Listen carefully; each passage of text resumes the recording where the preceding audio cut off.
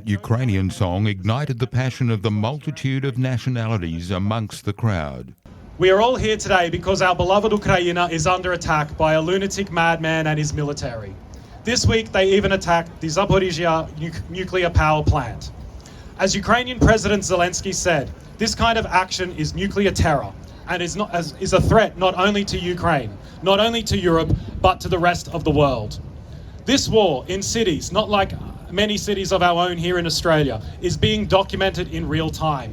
Civilians are live streaming the attacks for the whole world to see, and these live streams end only when the operator is killed by a shell or critical infrastructure is destroyed.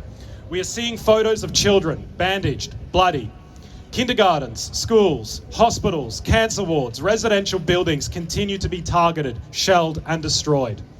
Innocent people are being injured and killed. Priceless artifacts of Ukraine's history have been destroyed.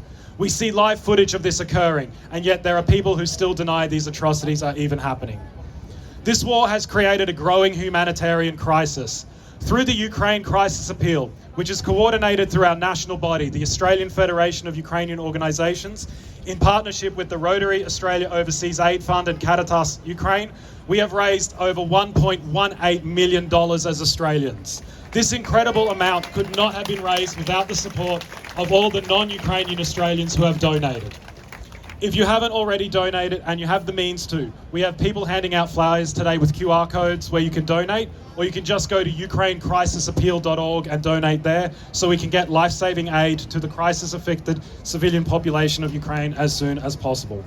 Among the many guest speakers was the visiting Irish ambassador to Australia. Ireland stands with Ukraine. The European Union stands with Ukraine.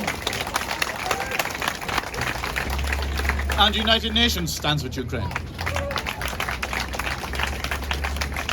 The second thing to say is that Ireland was elected to the UN Security Council last year with a couple of purposes. One was to build peace, prevent violence, and to hold people accountable. Within the United Nations system, we are working hard on all three, and we will prevail. But it is complicated and will take some time. The third thing to say is much more straightforward. It is that Russian aggression in Ukraine is unacceptable, immoral, unjustified.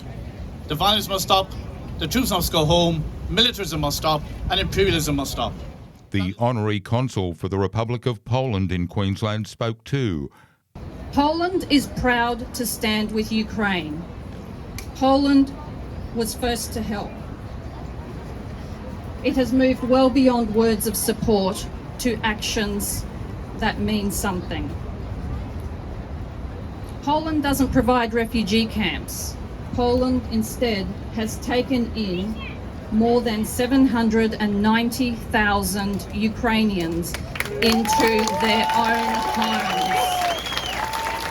Thank you. As did the Honorary German Consul in this state. It's no longer a war in Europe, it's a global war. And we need a global reaction to stop. Because if we don't stop it, it will escalate. And you would struggle to comprehend the scale of this escalation.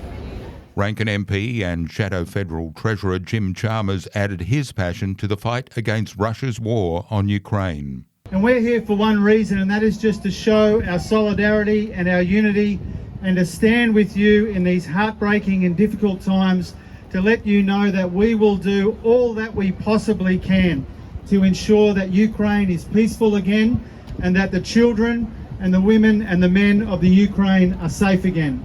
I think we ought to send the message to the bloodthirsty man who's compensating for his inadequacies.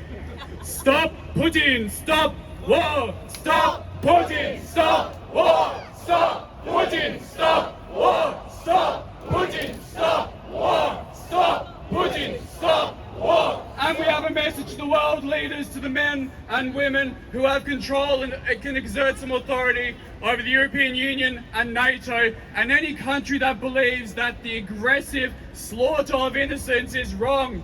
Close the sky! Close the skies! Close the skies! Close the skies! Close the skies! Close the skies!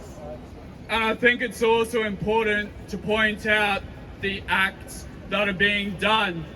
Who bombs children? Well, my family tried to escape.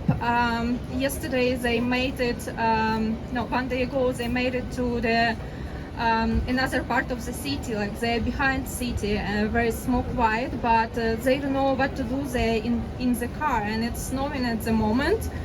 So I don't know what will happen to them because they don't know what to do. They're afraid to move forward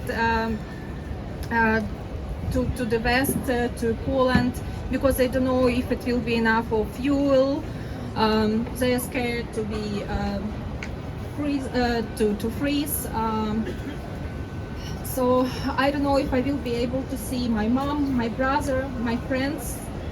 I don't know if I will be able to go back to my country, to my city anymore. And I'm just so grateful also to everyone who came today to support us, especially our Polish community.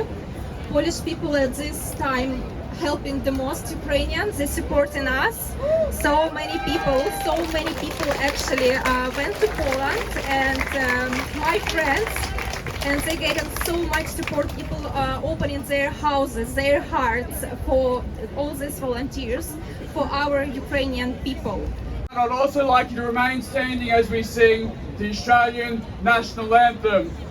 Australians, all let us rejoice, for we are young and free, with golden soil and wealth for toil. Our home is good by sea, our land abounds in nature's gifts of beauty rich and rare. In history's page at every stage, advance Australia fair. In joyful strains then let us sing, advance Australia fair. Slava Ukraini!